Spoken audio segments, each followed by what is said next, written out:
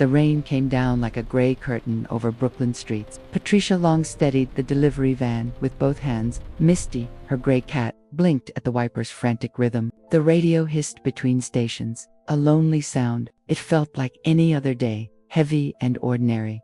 She slid open the back door to grab another box. A yellowed envelope was wedged between packages. Its corners were soft, its seal unbroken, its ink fading. No label, no barcode, only a name in cursive. Elaine. Patricia's breath caught. A chord struck inside. She turned it over, heart tapping a quicker beat. The postmark said 1987, a ghost from long ago. How had it survived in this metal cave of errands? Misty rubbed her arm, a small vibration of comfort. Patricia tucked the letter into her jacket pocket. Thunder rolled like distant furniture being dragged. Water smeared the city into watercolor streaks. The engine hummed, a steady animal under her. But her mind kept circling the sleeping envelope. Something whispered, unfinished, waiting, alive. A taxi honked, snapping her back to the lane. She delivered a box to a neon-lit bodega. She signed, smiled, pretended to feel normal. But the envelope burned quietly against her chest. It felt like she'd been chosen by an invisible hand. On a red light, she glanced at Misty's calm eyes. The cat's tail flicked like a metronome of fate. Patricia exhaled, slow, surprised by a tremor. Later, she said, as if bargaining with time. The rain answered with another sheet of silver dot. She finished the route in automatic motions. Keys, clipboard, door, signature, repeat, repeat. When the shift ended, exhaustion softened her bones. But a small ember glowed where fear once lived. Tonight, she would open a window into 1987. In her kitchen, a weak bulb pooled warm light. Misty circled the teacup, then settled to purr. Rain tapped the window like a gentle drummer. Patricia set the envelope on the wooden table. Her fingers hovered, as if touching a relic. That she broke the seal with a careful breath. Paper sighed, and memories seemed to rise. Ink curved tenderly, patient and honest. My dearest Elaine, the first line began. Her heart leaned forward, thirsty and afraid. The letter spoke of promises derailed by life, of a man who loved but could not stay, of doors that closed before hands could meet, of hope folded small inside ordinary days. Each sentence rang with aching sincerity. If I can't reach you in this life, it read, may this letter find you in the next. Patricia swallowed, eyes blurring with salt. She had not cried since the night of sirens, since the phone call that tore the world. Misty stepped onto her lap, like a warm answer. Patricia's chest unlocked one creaking inch. She thought of her husband, the laughter gone, of birthdays spent speaking to framed glass, of words they never got to finish saying. The kitchen clock clicked, tender and relentless. Patricia wiped her eyes and steadied her breath. The letter lay like a small, beating bird. She folded it with ceremony, reverent and slow. A decision settled, quiet as snowfall. She would find Elaine, or the echo of her, a memory, a mailbox, a name on a door. She would deliver what time had missed, not for money or duty, but for meaning. Misty blinked, agreeing without a sound. Morning laid pale gold across chipped tiles. Patricia opened her laptop, heartbeat steadying. She typed Elaine Sanders and watched results bloom. Pages layered the screen like sedimentary rock. So many Elaines, so many almost right trails. She refined searches, cross-checked addresses, years, old maps, city directories, a grain of truth. A queen's listing flickered like a shy signal. Misty tapped the letter with a curious paw. Okay, Patricia whispered. Let's follow that light. The post office in Queens smelled like paper rain. Counters nicked by decades, lines of resigned faces. A clerk named Martha listened with quiet wonder. A lost letter from the 80s, she murmured. That's a story begging to be finished. They stepped into a back room of dust. Boxes sighed, labels curled. Thin webs trembled. Martha's fingers knew where forgotten things slept. She grinned when an index card surrendered a name. Elaine Saunders, try this old address, she said. Patricia copied the address in careful strokes. Gratitude warmed the chill under her ribs. She felt the city's veins guiding her forward. Misty's eyes gleamed like polished stones. The past was no longer a fog, but a path. Back home, she taped the note to the fridge, beside a photo of her husband on Coney Island. His smile looked like wind and warm salt water. I'm doing this, she told the silent kitchen. The clock answered with steadfast patience. That night, sleep came like a gentle fairy, carrying her over a dark river of years. She dreamed of mailboxes and small miracles, of doors opening at the first brave knock, of someone saying, you're just in time.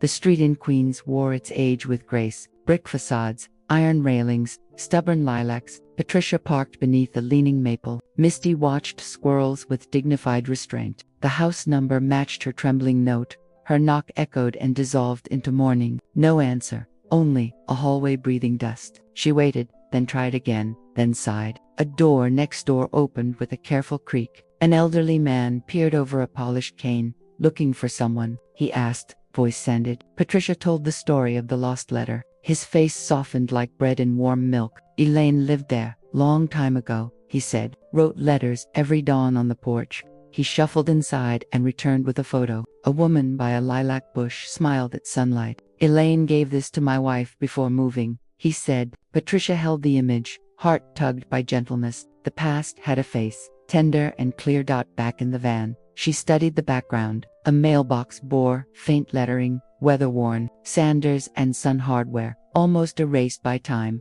A new clue rose like a small, bright buoy. Misty mewed, as if to say, keep going. She thanked the neighbor with both hands. He nodded, eyes shining with remembered kindness. As the van pulled away, Liv's whispered approval. Patricia felt purpose tighten her focus. The photo rested like a compass on the dash dot at a red light. She whispered to the picture, Elaine, I'm trying to find where you went. The city stretched, old and full of chances. Misty's tale drew slow commas in the air. Hope turned the day one shade brighter. Patricia hurried back to the Queen's post office. Martha leaned over the counter, curious and kind. The photo glowed like a rescued ember. Sanders and Son hardware. Martha read aloud. That was on Long Island, if memory serves.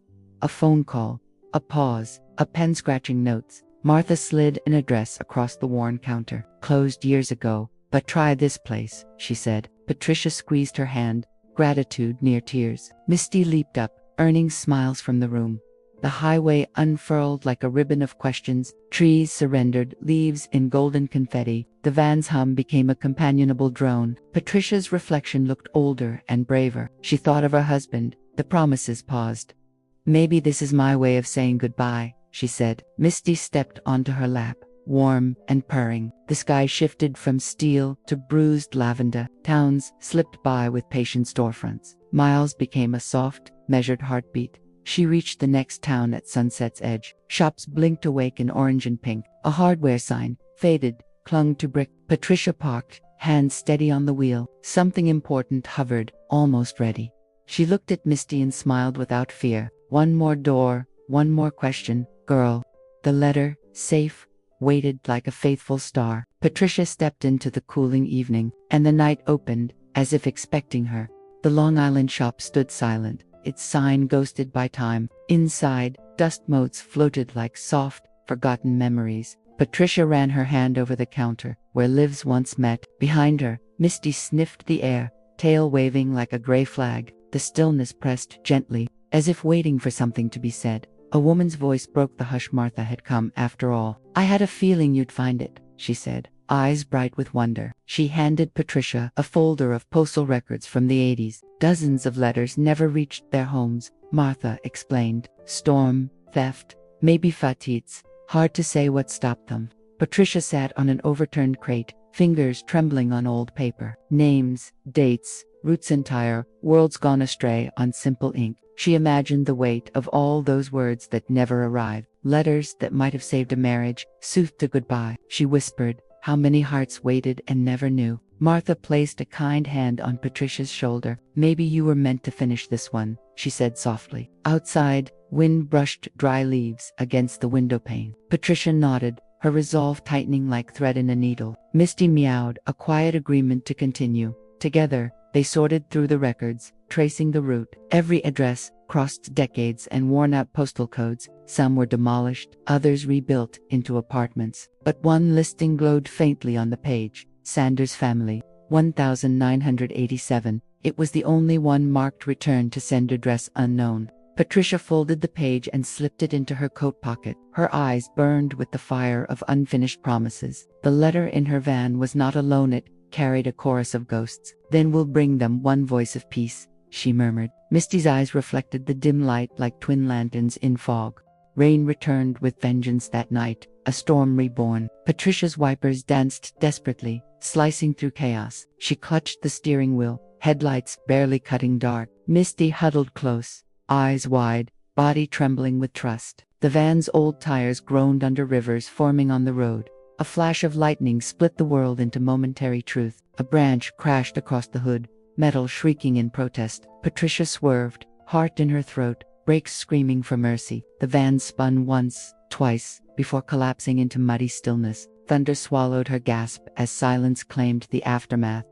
For long seconds, there was only breathing and rain's assault. Misty let out a small cry, climbing onto Patricia's lap, unhurt. Patricia's fingers shook as she checked the trembling cow. Tears mixed with rain, relief with exhaustion, fear with awe. "Okay, girl," she whispered, voice cracking, "we're still here." The van was dented, its mirror hanging like a broken wing. A nearby gas station flickered faintly through the curtain of rain. Patricia stumbled toward it. Misty nestled under her coat. Inside, the stale air smelled of oil, dust, and faint coffee ghosts. She sat on a crate, shivering, wrapped in solitude and storm.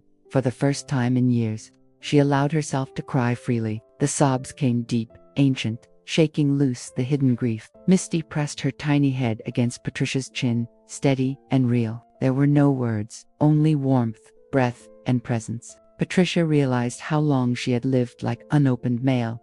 Hours passed before the storm began to sigh instead of roar. She leaned her head back against the wall, eyes heavy, soul raw. Lightning faded into quiet flashes over the drenched parking lot. The rain slowed to a whisper, like the world's apology. Patricia drifted into sleep, wrapped around her living hope.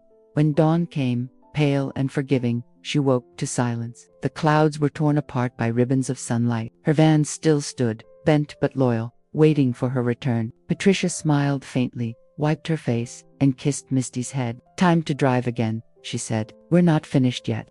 A man in a flannel jacket approached, his boots crunching gravel. "You all right there, miss?" he asked with gentle concern. Patricia nodded, brushing rain from her hair and shoulders. He offered to look at the van tools already in his hands. His kindness felt like sunlight slipping under a locked door. They worked in companionable silence as dawn ripened. The Montum spoke of his life as a long-haul trucker. He had lost his wife 5 years ago to illness, his voice softening. Patricia listened, feeling the echo of lost twine with her own. Two strangers held by grief, meeting halfway on the road dock when the van's engine coughed back to life. She smiled. "Thank you," she said, words heavy with unspoken depth. Tom tipped his cap, eyes glinting with quiet respect. "Deliver it well," he said, glancing at the old letter on her seat. Then he walked away, swallowed by the widening daylight. Driving again, Patricia felt a shift beneath her ribs. The road looked the same, yet something inside was lighter. Misty climbed the dashboard,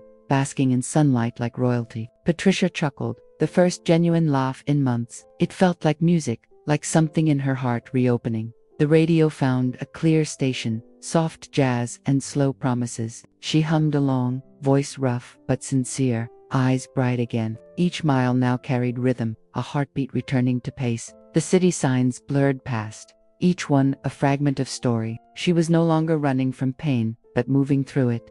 She stopped at a roadside diner, ordered eggs and coffee. Misty dozed in her carrier beside the booth's cracked vinyl. Patricia watched families eat, lovers whisper, waitresses laugh. Life went on, unbothered by her private journey, and somehow, that felt like grace itself. Before leaving, she slipped $1 under her cup with a note. "Every kindness matters," it read, small but certain. Back in the van, she looked toward the horizon with purpose. The next address waited, quiet and patient as destiny. Patricia turned the key, heart ready for the next unknown.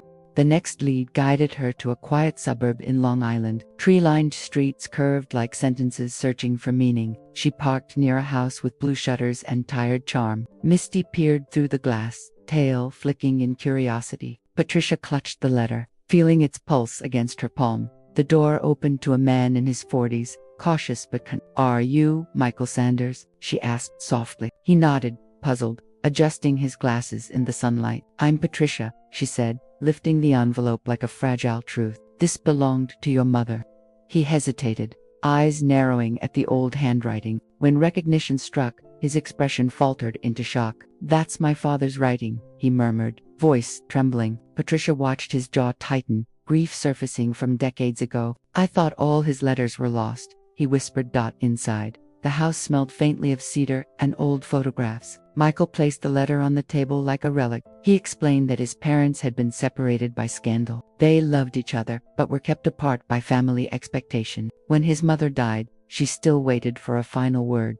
Patricia listened, hands folded, eyes glistening with empathy. She had carried the last words of a love that never healed. Michael wiped his eyes. A man finally allowed to grieve. He thanked her for bringing him the missing heartbeat. Misty purred softly at their feet, the only sound of peace. When Patricia stood to leave, he stopped her gently. My mother kept a letter for him too, he said. He retrieved a box from the mantel, tied in faded ribbon. 2 stories mirrored in silence, both incomplete until now. Patricia knew what she had to do next.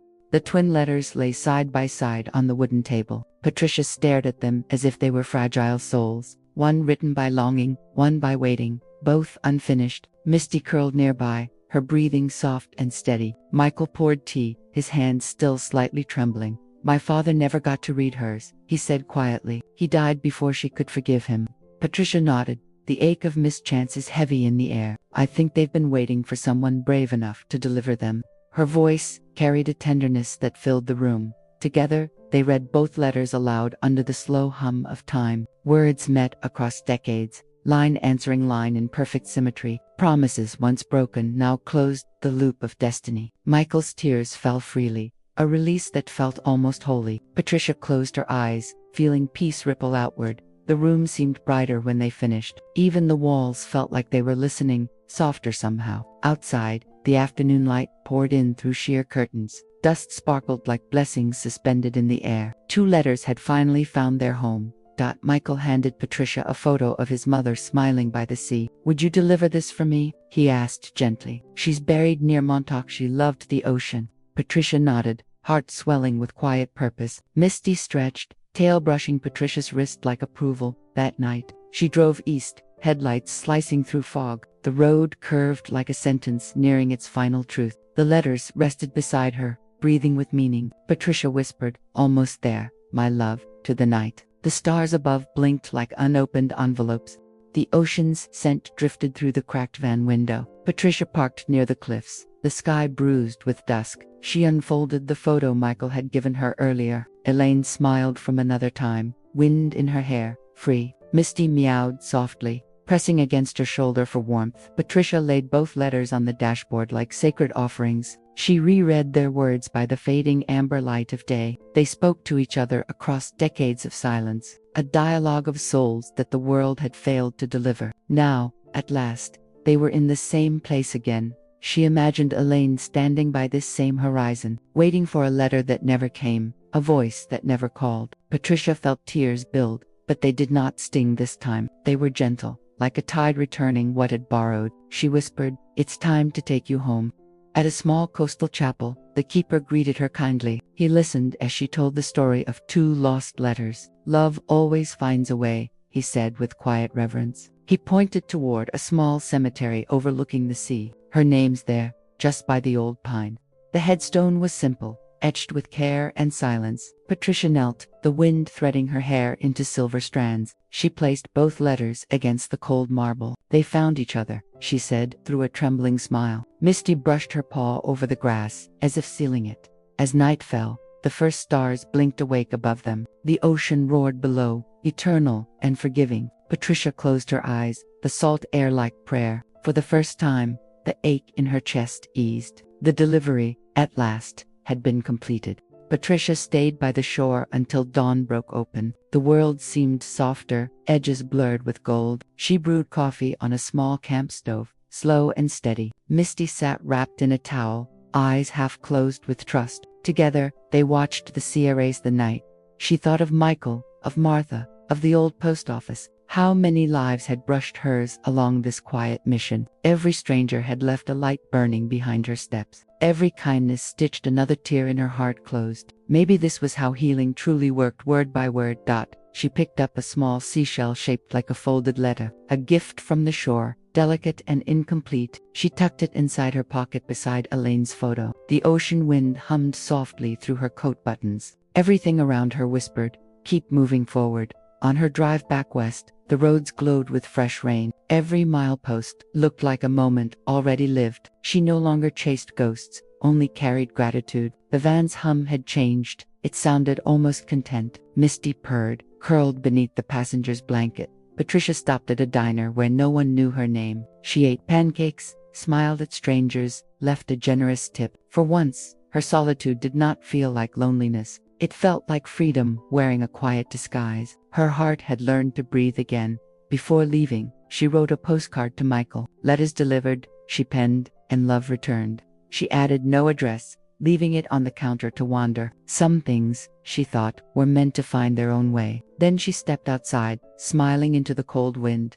As the van rolled away, she looked at the rising sun. The light struck the windshield like forgiveness itself. Every mile between then and now dissolved into peace. And for the first time, Patricia drove with no destination, only the soft promise of becoming someone new. Back in Brooklyn, the city's rhythm felt different. The same corners, yet brighter somehow, less cruel. Patricia parked by her building, engine sighing to rest. Misty stretched, tail curling like a small gray question. They had both changed somewhere on that road. Inside, dust danced in morning light from the window. She unpacked slowly, setting souvenirs in gentle order. A seashell, 2 letters, 1 photograph, a folded map. Each item glowed with quiet meaning, weightless and full. Her apartment no longer felt like an empty place. She walked to her kitchen table, the same where it began. She opened a notebook, pages blank as fresh snow. With a deep breath, she began to write her own letter. Not to anyone, but from herself, to herself. Each word was a promise to never stop beginning. Misty jumped onto the table, paw touching the pen. Patricia smiled and scratched her soft silver fur. "You were with me every step," she whispered warmly. The cat blinked unbothered, yet quietly proud. Together, they filled the silence with shared peace. The letter grew into a story, the story into an idea. What if others could find healing through written words? What if she could help lost letters find their homes? Purpose bloomed like dawn behind her eyes. Patricia knew she was ready to begin again. That night, she designed a small flyer by hand, "Letters that find their way," a project of hope. She would collect stories, rewrite connections, deliver meaning, a community born from forgotten envelopes. She smiled as the printer whirred softly in the dark. Before sleeping, she placed her hand over Misty's heart. "You see, girl, even the lost can deliver something good." Misty purred, a rhythm steady as love itself. Outside, a light rain began to fall again, but this time, it sounded like applause. Weeks turned into months, and her idea took root. People came with trembling hands and hopeful eyes. Old lovers, distant children, soldiers, dreamers, strangers, each carried a letter they never dared to send. Patricia listened, collected, and carefully delivered. Her tiny office overflowed with paper and purpose. Stacks of envelopes marked with hearts, tears, laughter. Misty sat on the counter, queen of silent observation. The world began to whisper Patricia's story around the city. The woman who gave words a second chance. A radio host invited her to share her tale. She spoke with calm honesty, voice shaking only once. "I just wanted to bring 1 letter home," she said. "But maybe we're all just trying to be delivered." Listeners cried, and mail poured in from everywhere. Every story rekindled her own, every delivery a prayer. She learned that closure was not about endings. It was about having courage to keep the door open, even for memories that still hurt a little when touched. Misty purred beside her, the sound of steady love. At night, she walked to the river with her tea in hand. The city glimmered, 1,000 hearts beating in light. Patricia whispered the names of those she'd helped. Their stories rose like lanterns into the dark. Hope had finally learned her address. On the office wall hung the first photo she'd found. Elaine's smile beneath the lilac bush, timeless and kind. Next to it, Patricia added her own picture, smiling too. 2 women connected by a letter, across time and loss. Proof that words, once freed, can never truly die. And every night before locking up, she would pause, run her hand along the envelopes, waiting for morning. She could feel the hum of lives about to be changed. "Tomorrow," she'd whisper, "we deliver love again." And Misty would follow her out, tail high like hope. Winter came, wrapping the city in soft white quiet. Patricia sat by the window, steam rising from her mug. Misty watched the snowflakes chase each other in silence. The office was closed for the day, letters resting in peace. Outside, carolers sang like gentle echoes of faith. The mail carrier stopped at her door, smiling kindly. "One for you, Ms. Long," he said, handing a small envelope. Her name written in neat, careful handwriting. Michael's. Her breath hitched. She hadn't heard from him in months. The return address read simply, Montauk Shore. She opened it slowly, heart trembling with recognition. Inside was a photo of the ocean, under a pale sunrise. On the back, just a few words written in steady ink. "They're together now. Thank you for finding them." Tears fell, warm and easy, like blessings finding home. She placed the photo beside Elaine's on her wall of hope. For a long moment, she simply stared, breathing peace. Misty leaped onto her lap, curling into a perfect circle. Patricia stroked her fur, whispering softly, "We did it." The world outside shimmered like a living memory. Later, she lit a candle and wrote one last letter. To the ones who never gave up, the words began. She wrote of loss, courage, rain, and rediscovered love. Each sentence glowed with gratitude instead of pain. When finished, she sealed it but never addressed it.